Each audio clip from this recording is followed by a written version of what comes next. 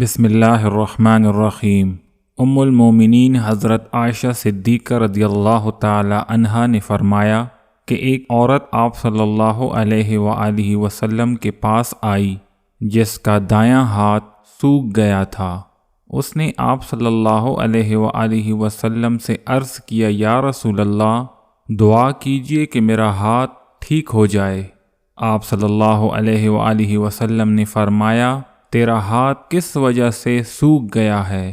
وہ بولی کہ میں نے خواب میں دیکھا ہے کہ قیامت قائم ہو گئی، اور میں نے دیکھا کہ میری ماں دوزخ میں ہے، اور اس کے ایک ہاتھ میں چربی کا ٹکڑا اور دوسرے ہاتھ میں کپڑے کا چھوٹا سا ٹکڑا ہے۔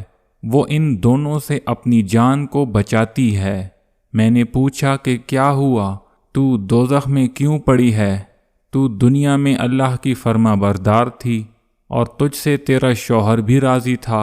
وہ بولی، اے میری بیٹی، میں دنیا میں بخیل تھی اور یہ مقام بخیلوں کے لیے ہے۔ اس نے پھر اپنی ماں سے کہا کہ تیرے ہاتھ میں چربی اور کپڑے کا ٹکڑا کیوں ہے؟ وہ بولی کہ ان دونوں کی وجہ سے میری جان بچی ہے جو میں نے دنیا میں اللہ کے لیے دیے تھے۔ پھر میں نے کہا کہ میرا باپ کہاں ہے؟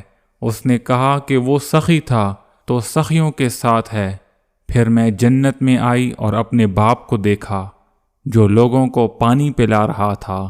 میں نے باپ سے کہا کہ میری ماں اللہ تعالیٰ کی فرما بردار عورت تھی اور تو بھی اس سے راضی تھا۔ وہ دوزخ میں جل رہی ہے اور بہت پیاسی ہے، جاؤ اس کو بھی پانی کا ایک گھونٹ پلا دو۔ باپ بولا، اللہ تعالیٰ نے گناہگار بخیلوں پر حضرت محمد صلی اللہ علیہ وآلہ وسلم کے حوض سے پانی حرام کیا ہے۔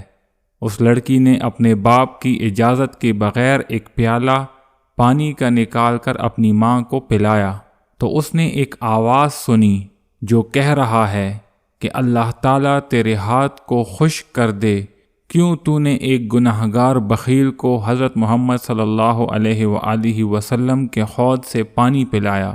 وہ لڑکی بولی، جب میں نیند سے بیدار ہوئی تو میں نے اپنے ہاتھ کو سوکھا ہوا پایا۔ حضرت عائشہ صدیقہ رضی اللہ تعالی عنہا نے فرمایا کہ جب آپ صلی اللہ علیہ وآلہ وسلم نے اس کی بات سنی تو آپ صلی اللہ علیہ وآلہ وسلم اپنے عصا کو اس کے ہاتھ پر رکھ کر اس کے لیے دعا فرمائی اور اس کا ہاتھ ٹھیک ہو گیا۔